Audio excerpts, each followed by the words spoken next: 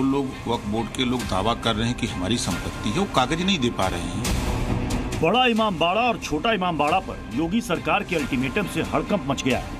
किसी भी धर्म कम्युनिटी को जो है वो भावनाओं को आहत नहीं करना चाहिए। कोर्ट जाएंगे, अपना जो भी गवर्नमेंट फैसला करेगी उसको देखा जाएगा। बड़ा और छोटा इमामबाड़ा लखनऊ शहर की सबसे पुरानी और मशहूर जगहों में से एक है। बड़ा इमामबाड़ा में नमाज भी अदा की जाती है, लेकिन योगी सरकार के मंत्री ने क्लियर कर दिया कि बहुत जल्द इस जगह पर सरकार का कब्जा होगा, यानी मुसलमानों के हाथों से ये इमारतें निकल जाएंगी। इसकी वजह खुद योगी के कैबिनेट मंत्री से सुनिए। इमामबाड़े का कागज नहीं दिखा पाए, नहीं दे पा रहे हैं। वो खाली कर रहे हैं कितने दिन से बना है, ये है। और सरकार के पास अभिलेख है, सरकारी जो कागजात है उसमें बाकायदे दर्ज है सरकारी संपत्ति। इमामबाड़ा से मुस्लिमों का कब्जा हटाने की वजह समझिए। कुछ दिन पहले ही यूपी सरकार ने उत्तर प्रदेश में वक्फ बोर्ड की मनमानी पर एक रिपोर्ट जेपीसी को सौंपी थी, जिसके मुताबिक यूपी में वक्फ बोर्ड जितनी संपत्ति पर दावा कर रहा है, उनमें से 70% संपत्ति उनकी है ही नहीं।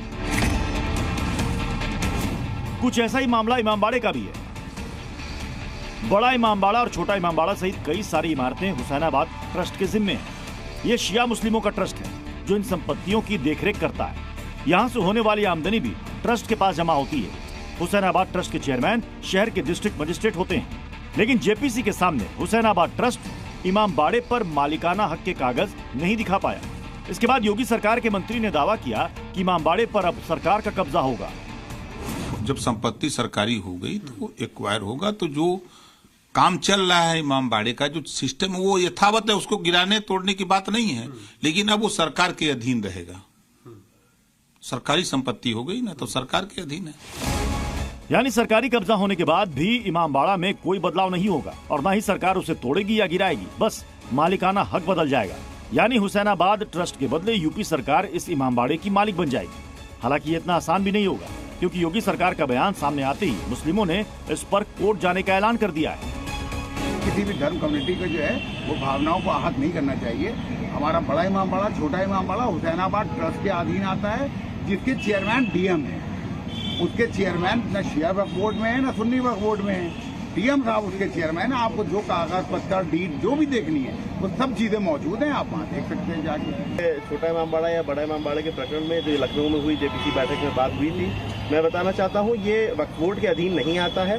हुसैनाबाद ट्रस्ट एक इंडिविजुअल बॉडी है जो इसकी देखभाल करती है और वो उसकी एक डीड है जिस पर ये गवर्न होता है। तो वक्फ बोर्ड में तो इसका कोई ऐसा अभिलेख नहीं है, लेकिन हुसैनाबाद ट्रस्ट के अंदर है, जो कि शिया समाज का धार्मिक स्थल है। बहुत देर तक मीटिंग चली, जेपीसी की मीटिंग थी यहाँ पर, इसमें राजभर भी थे, मोहम्मद अवैसी भी आए हुए थे, सारे वक्फ बोर्ड के भी एम्प्लॉइज थे यहाँ पर, शिया सुन्नी समुदाय के सारे लोग थे वहाँ पर।